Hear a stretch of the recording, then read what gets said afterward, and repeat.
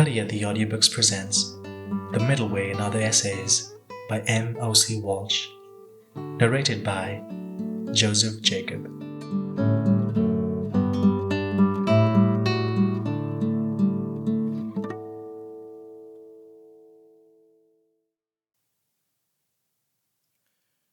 The Middle Way, Part 1. It is always a good idea to seek the middle way, or the golden mean between extremes, whether in politics, in one's personal view and behavior, or in fact in any walk of life. The difficulty arises when we attempt to discover what, in practice, is the middle way. It is not, as some appear to suppose, the midpoint between truth and falsehood, or between right and wrong. In fact, the middle way itself is true and is right. The difficulty lies merely in finding it. Here are some examples. It is the mean between, as the Buddha said, self-indulgence and self-mortification, or the same thing is applied to other persons and animals, between pampering and cruelty. These two cases, of course, raise the whole question of discipline of oneself and others, a particularly knotty problem today. It is also the mean between excessive skepticism and credulity, which involves our religious for quasi-religious views and beliefs. Also not easy today. But it is also and positively that calm and wakeful state of mind that lies between the extremes of slothful indulgence and restless agitation and tension, a state which, when truly achieved, will help us greatly to solve all our problems by seeing their nature dispassionately, and this in turn means having a vastly greater degree of insight than most people have into our own emotions, which again leads to greater insight into those of others. The middle way, even at a fairly modest, mundane level, is not very popular in the world today. Probably it never was. But in these restless times, it is perhaps especially needed, and at the same time, especially hard to achieve. It is fatally easy to indulge in nostalgia, to conjure up a false and idealized picture of earlier times, which in fact, whatever period of history we may envisage, all had their grave disadvantages of one kind or another. All the same, until recent times, it may be said that in general, life usually had a kind of placidity that has now been lost, and which is hard to recapture except in the atmosphere of some temple, church, meditation center, or the like. This, however, may simply mean that in earlier times, the tendency towards sloth and indolence was on the whole greater than that towards worry and flurry. We can't go back and live in the past, but at least we can try to see the faults of the present age, and thereby equip ourselves to face it and do what we can to counter its disadvantages. One thing that is extremely obvious is that we are as never before sitting targets for propaganda of all kinds. First, the newspapers, then the radio and now television, which penetrate into the intimacy of our homes, have exposed us as never before to the full flood of all the wickedness and folly of the entire world. Violence is one thing, and there are probably few today, except interested parties, who would seriously maintain that constant exposure to a diet of violence has no harmful effects on the impressionable. It must be remembered, too, that the impressionable are not confined to the ranks of the very young. Sex, in a rich variety of forms, is another. But the effects of plain, ordinary commercial advertising are less widely recognized. This, being a shade less obviously harmful, is thereby all the more insidious. Apart, then, from violence of all kinds, and from sex in its direct, now very direct manifestations, advertising is in fact one of the major harmful factors in our present situation. This may sound like an extreme statement, and of course, as long as we have any sort of a commercial civilization at all, it must be admitted that advertising has some legitimate place. But in a better organized state, I submit, this would be a much more modest one than it is at present. The naked appeal to human greed is an ugly thing and a dangerous thing. It conditions us to equate the good life with material gadgets and comforts, many of which, incidentally, such as alcohol and tobacco, are thoroughly bad for us. By urging us to a continually rising standard of living, it leads us more and more into a state of mind where we consider mere luxuries as necessities, and it is a potent factor in stimulating, or at least aggravating, the constant demands for increased wages which beset us. Much more could be said on this score. For instance, the proliferation of cars, which most people don't really need, clutters up our roads intolerably, causes a monstrous number of accidents, ruins the landscape, creates pollution, and is on the verge of wrecking our once excellent public transport system. The indefinite expansion of hire purchase undermines the old-fashioned virtue of thrift and tempts people to take on more and more burdensome commitments. And, not least, preoccupation with our own higher standards of living tends to make us callously indifferent to the state of other people still battling with desperate poverty. Thus, be it noted, the evils of violence are least generally recognized, even if it sometimes seems there is little we can do to curb it. The dangers of excessive permissiveness in sexual matters are at least constantly before us, even if there is rather less consensus on how to cope with this problem. But the evils of sheer instigated acquisitiveness are far less clearly seen, though they too make their potent, dangerous contribution to the general scene. Until recently, it was widely held, at least in progressive circles, that poverty was the principal cause of crime. This may in fact be so, but only if we understand something rather different by the word poverty, that is, poverty of mind and spirit, and not mere material deprivation. By this poverty of mind and spirit, I do not of course mean that true spiritual poverty in Christian terminology, which is blessed but its very opposite, which is born of blindness and emotional inadequacy. True spiritual poverty means, among other things, being satisfied with little. Its opposite is being dissatisfied with whatever one has, much or little. And this is as much manifested in the big property tycoon with his multi-million takeover bids as it is in the genuinely hard-up backstreet burglar. And it is also manifested in a slightly different form, by a lot of clever propagandists for trendy causes with their incessant demands, usually for things of, at best, doubtful worth.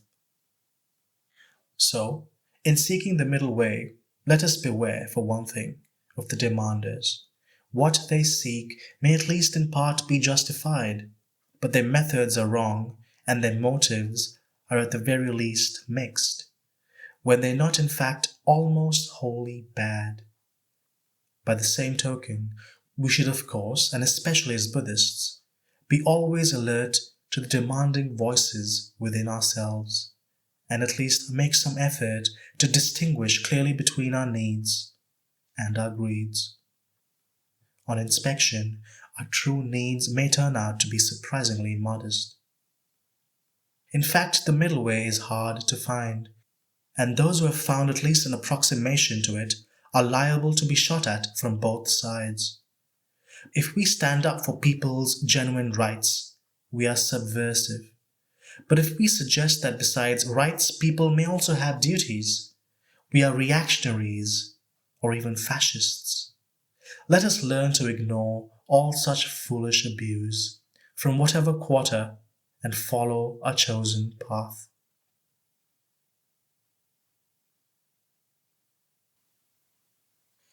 The Middle Way, Part 2. Recently in my reading, I came across a truly inspired misprint. Hahayana. There is a lot that is laughable in Western and occasionally even some Eastern forms of Buddhism. My cat's got Zen, a lady once said to me. Really? I replied. Has he got rid of greed, hatred, and delusion? More excusable, perhaps, was the mistake of a very distinguished Anglican divine who takes a deep and sincere interest in Buddhism. I heard him say that Buddhist mindfulness consisted of concentrating the mind on one point till subject and object become one.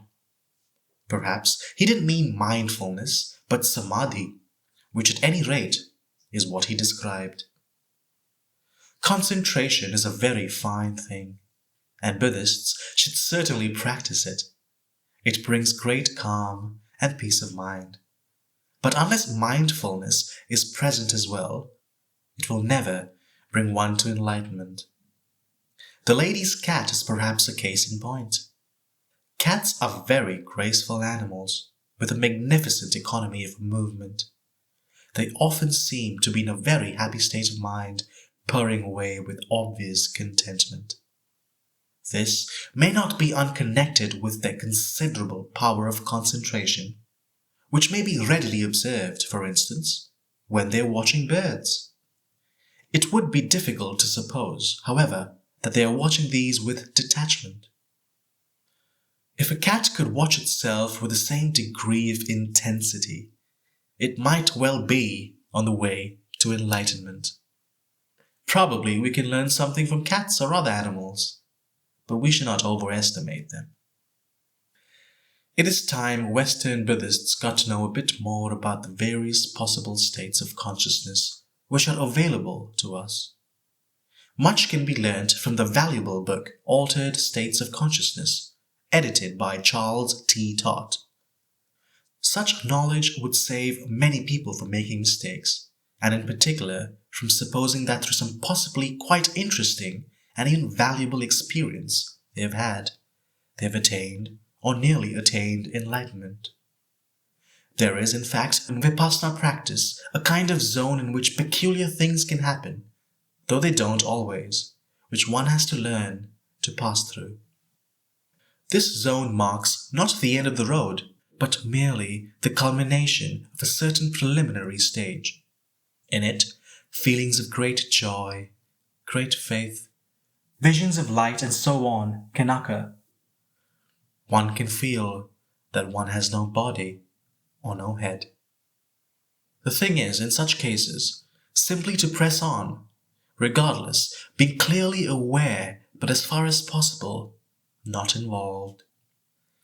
It is probably mainly at this stage that Zen masters get tough with their pupils, for their own good. The great thing is not to dwell in such states, and above all, not to get conceited about one's progress. In point of fact, serious progress only begins when one is safely over this particular hump. There is much serious interest in meditation nowadays. This an excellent thing, and a most important development. And for this very reason, it is important that as many people as possible should be aware of what can happen in the fairly early stages, and what it means, and what it doesn't mean. Meditation can bring, as one proceeds, both joyful and painful feelings. We must learn to pass through both, mindfully and clearly aware. Meditation today is a kind of collective label for a wide range of activities indulged in by all sorts of people. There are, of course, various kinds of traditional Christian meditation, especially in the Roman Catholic and Greek Orthodox churches.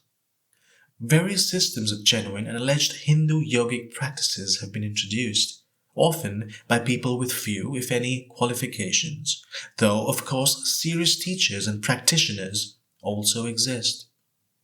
Even so, what they teach may differ considerably from what is taught by any genuine school of Buddhism. Nowadays, there are hippie cults and the like involving the use of hallucinogenic, so-called psychedelic drugs. Some of the experiences produced by any of these methods may equate with the phenomena mentioned above. Thus, in fact, it is not even necessary to risk the grave dangers of an LSD trip or the like in order to have such experiences. Drugs apart, it is easy for some to fall victim to the hypnotic sway of some charlatan or Earl's Court guru, or to the group hypnosis of some possibly half-baked community. The critical faculty is one of the first victims, especially in an atmosphere where anti-intellectualism is positively encouraged. It is true the intellect can be overrated, and that, in a very real sense, it has to be transcended. But a little critical common sense is no bad safeguard all the same. And above all, right motive is very important. The purpose of serious meditation is not ego boosting, but the very opposite. It may be nice to feel one is enlightened, but it is not healthy. And if the motive is to gain power over others, it is even worse. The true aim is to overcome dukkha, which is rather misleadingly rendered suffering. By concentration alone, we can certainly gain very happy states, sometimes, but they won't last. And so they are no real cure for suffering, though they may help. Their true function is as a basis for penetrating deeper. Some people would say the true motive should be compassion. This is fair enough, if properly understood. According to Mahayana doctrine, which such people usually invoke, compassion is inseparable from wisdom. Only the wise can practice true compassion through their understanding. This understanding, however, is only gained by self-knowledge, that is, by developing increased awareness of this mysterious thing called self. As a matter of fact, we can cure neither our own suffering nor that of others without wisdom. This is common ground to all schools of Buddhism. When we have seen into the nature of our own troubles, and only then we shall have the necessary skill to practice true compassion towards others. We won't, in fact, even have to bother very much about trying to do this. It will just happen of its own accord.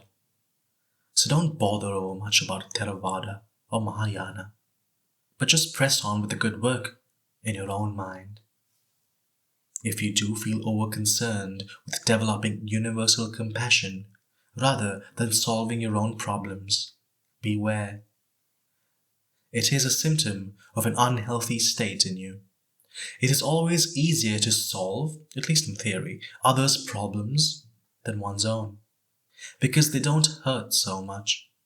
Think of the definition of a minor operation, one performed on somebody else. If, in the course of Vipassana meditation or otherwise, you have attained to the happy zone, just carry on, regarding it with detachment and not getting too excited about it. This may prove difficult, but by even trying, you will at once become more and more aware of the strength of your detachment to happiness. Continuing, you will shortly afterwards come to see a bit more clearly than before the true nature of all things, including yourself: impermanence. Frustration and impersonality will present themselves to you, not yet with the final clarity of enlightenment, but quite sharply. You will still not have got rid of self, but you will have at least a distinct inkling of what anatta, or non-self, really means. If you care to call it sunyata or voidness, it doesn't matter. There is no real difference. But you will also begin to find that this seemingly negative thing is in reality somehow positive after all. There are many subtle traps along the path. That is why most people need a teacher, not only to start them off, but to give them continuing guidance, at least until a certain point is reached. But above all things else, awareness is always required. There should be no let up in this. Whatever state you may have attained or think you've attained, it must be seen with awareness. And we should always be aware in advance that conceit can only too easily be aroused. And what is still more difficult, we should be able to recognize it when it has arisen. It is one of the most vital functions of a teacher to point this out at times, and the information is not always very well received. But if we can catch this on the wing, the rest will probably follow in due course. Then the middle way will reveal itself, instead of the muddle way too many people are following.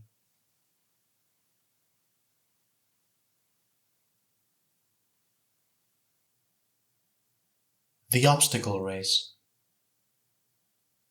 Life may be thought of as an obstacle race. Many people have to cope with appalling obstacles, even in the heart of Western civilization.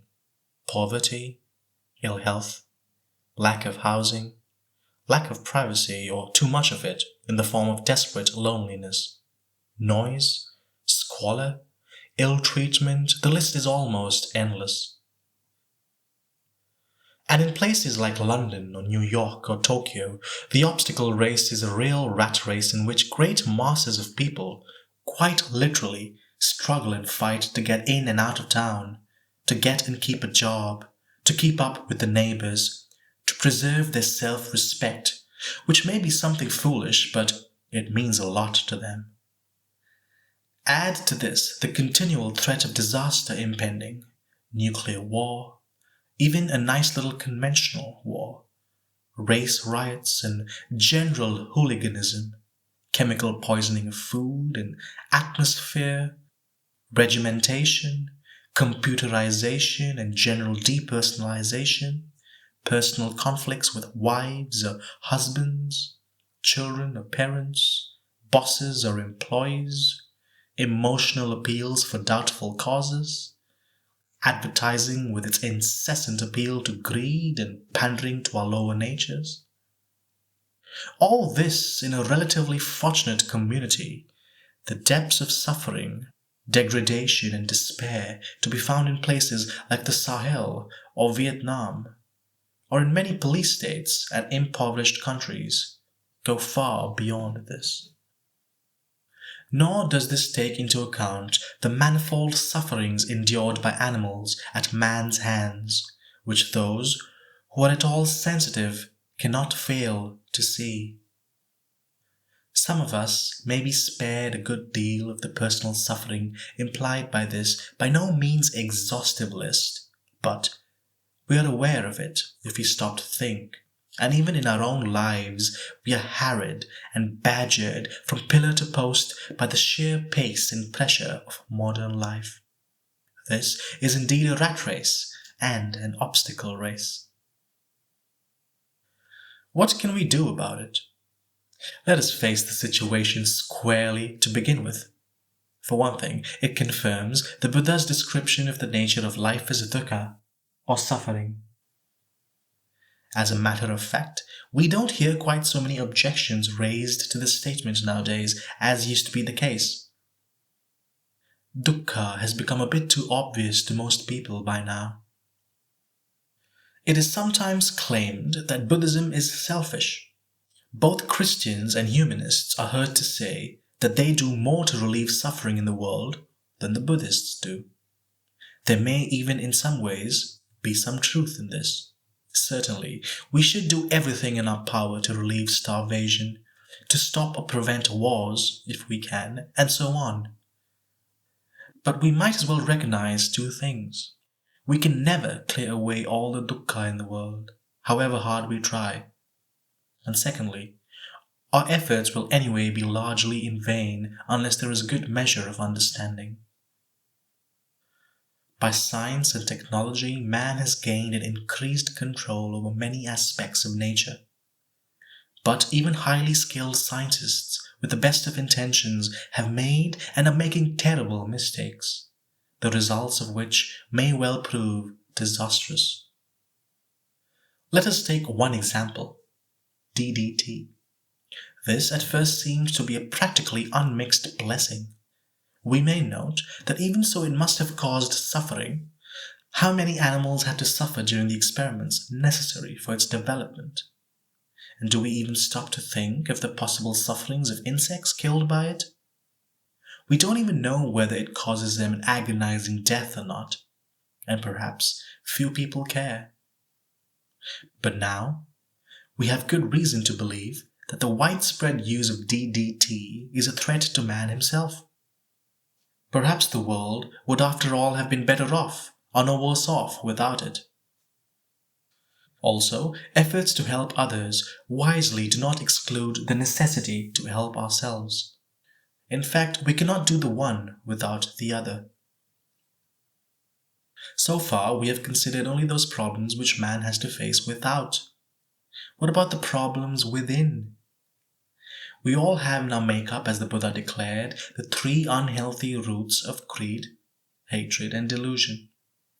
This is one of those truths proclaimed by the Buddha, which surely no sane person of any religion or none could deny. How many of our problems, including so-called external ones, can be traced back to these?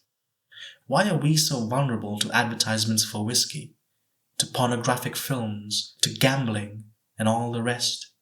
Because of the root of greed within us. Why do we fall for incitements to violence, whether directed against those of another nation or race or whatever? Obviously because of the root of hatred within us. Why do we constantly commit acts of plain stupidity? Because of ignorance within us. We can generally see these things operating clearly enough in other people, especially when their actions are directed against us or our supposed interests. But somehow we don't always seem to notice them in ourselves. Let us look within, not in the first place to find the Buddha nature or some such thing, though we might eventually come to that, but to detect stirrings of greed, hatred, and delusion inside our own minds. These are the real obstacles, not those outside. External troubles like sickness, poverty, and so on may be the product of past karma and possibly have to be borne with as much cheerfulness and resolution as we can manage. They can also provide the spur to look within and see what is wrong with ourselves. If, because I'm ill or too poor or merely too old, I can't go out and have a gay old time, then maybe that gives me all the more chance to meditate instead. It might even be better that way. Yes, life is an obstacle race. But where are the real obstacles? Without or within?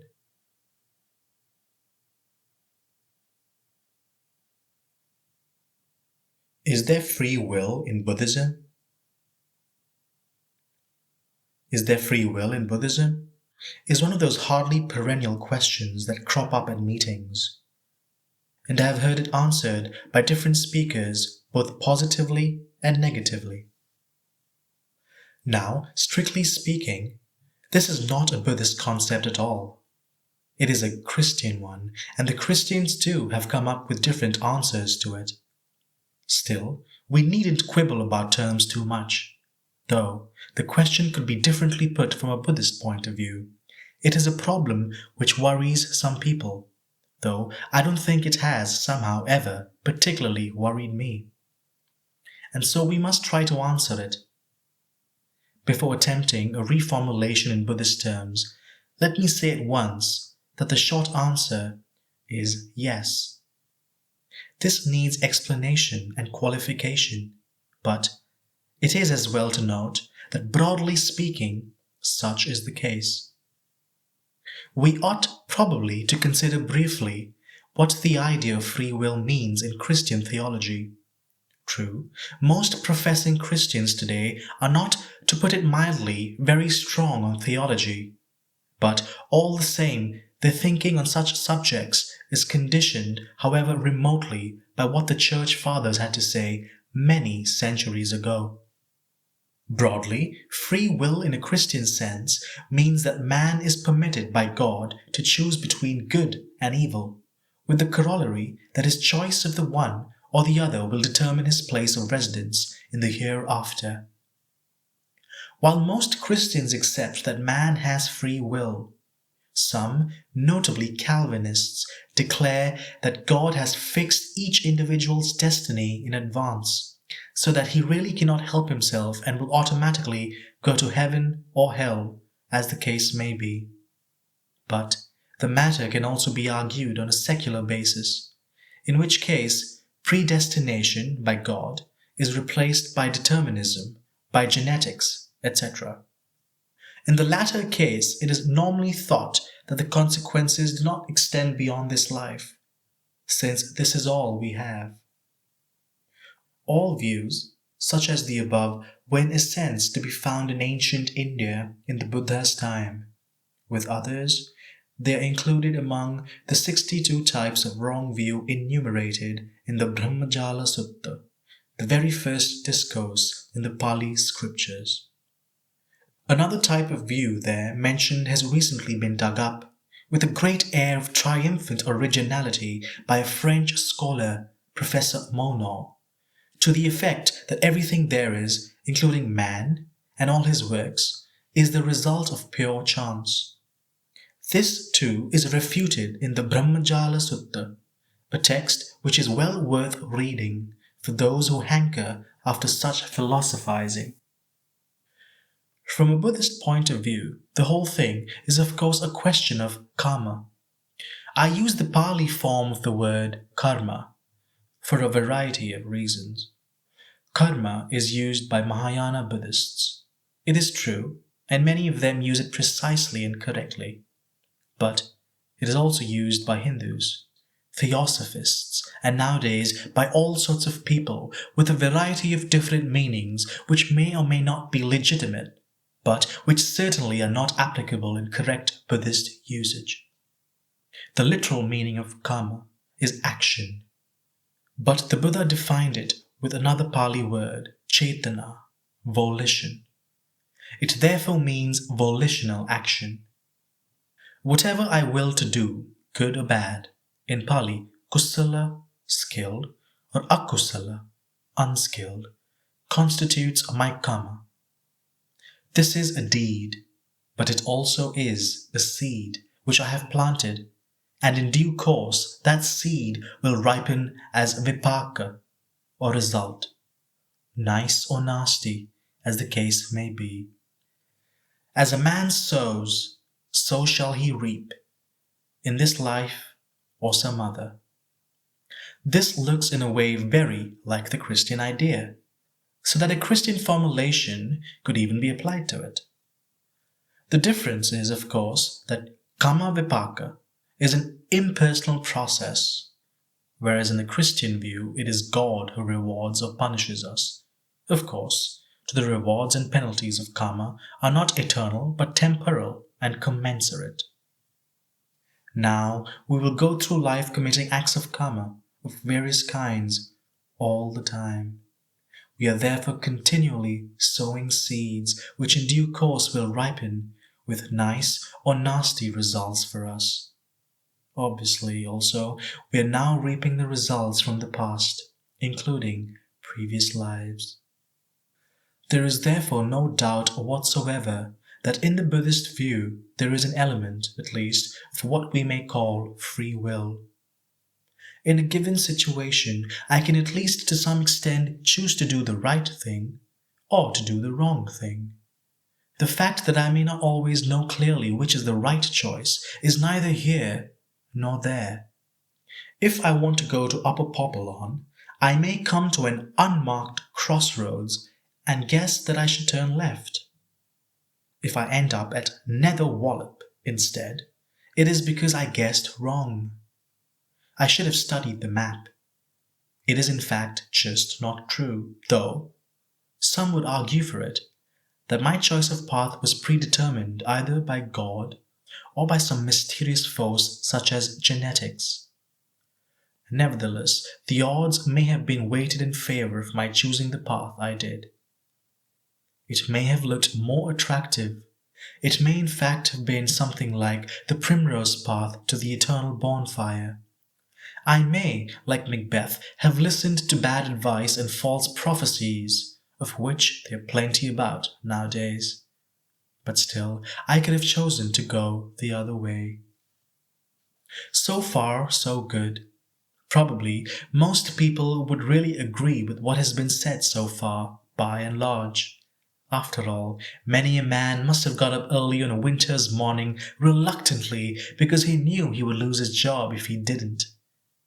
We all know that we can choose to do or not to do certain things only if we are prepared to take the consequences. And we generally accept that we have to pay for our pleasures, whether in cash or otherwise. At this level, karma is only glorified common sense. You pay your money and you take your choice, though it may rather be a case of live or love now, pay later. Now come the clever objections. There are at least two of these. One is, if all things are the result of previous conditions, then there is no room for freedom of choice. It's all predetermined. The other is, if the self is not real, then there is no I to choose.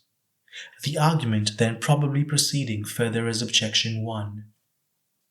Conditions are not immutable causes. They are always multiple, in fact extremely complex and changing. We can prepare the soil and plant the seed. If all the necessary factors are favorable, that seed will grow. If any one necessary condition is absent, that seed will not grow. The conditions are both external to the seed and internal to it. If we are talking literally of a plant seed, the concept of karma does not apply. But if by the seed we mean the mind of man, it does. This brings us to objection 2, and involves some discussion of the nature of that which we call self. Of course, it is a basic Buddhist tenet that what we call self is not real, but at a certain level, that of conventional truth, it exists. And it is in this sphere of conventional truth that karma actually operates. Remember that karma is a volitional act which is going to have results, nice or nasty. For that being which I think of as me, even if it may be me in a future life. Therefore, Arhants create no karma, because they don't think of themselves as me anymore. What then is the true situation concerning this, whatever it is, that I call me and that I love so much? Perhaps we can find out something about this by meditation. But we can also read up a bit about it in the books, which is not as good in the long run, but can still be quite helpful. To put it briefly, I am a process. Every bit of my mind and body is changing the whole time with inconceivable rapidity. The mental process consists of a continuous series of ever-changing, but not arbitrarily changing, constellations of factors. These are listed under various headings in the book of the Abhidhamma, the Dhammasangani, translated by Mrs. Rhys Davids, as a Buddhist manual of psychological ethics. Each such infinitesimally brief constellation is one of the 89 different types. Some of the higher of these types of consciousness are never experienced by the ordinary person. Of the 89, 20 are karmic, that is, they involve karma or volition, whether skilled, good, or unskilled, bad. A wonderfully vivid account of the interplay of these factors in, by way of example, just one type of consciousness is given in Abhidhamma studies by the Venerable Nyanaponika, a little book every Buddhist should have at his bedside. It is the factor, volition, which operates to produce karma. It is the persistence of this factor through a series of consciousness moments which above all else produces the illusion of I. Normally, in the ordinary person, it manifests as tanha, or craving. And here, we can get at it. In the formula of paticca samuppada, or dependent origination, we find it stated that contact of sense base and sense object, example I, and that which is seen, conditions feeling, pleasant, unpleasant, or neutral, and that feeling conditions craving. In other words, if conventionally speaking I see a desirable object, I have a pleasant feeling, and then I react by wanting that thing. It is possible, however, by mindfulness to inhibit the arising of that wanting simply by observing the feeling with detachment. These turn out, on closer inspection, to be deep matters which, as the Buddha has said, cannot be fully comprehended by the ignorant. Nevertheless, by the practice of awareness or mindfulness, we can increasingly learn about them. The point really is that theoretical debates about free will and the like are arid. But by practice we can find out the truth, and the truth shall make you free.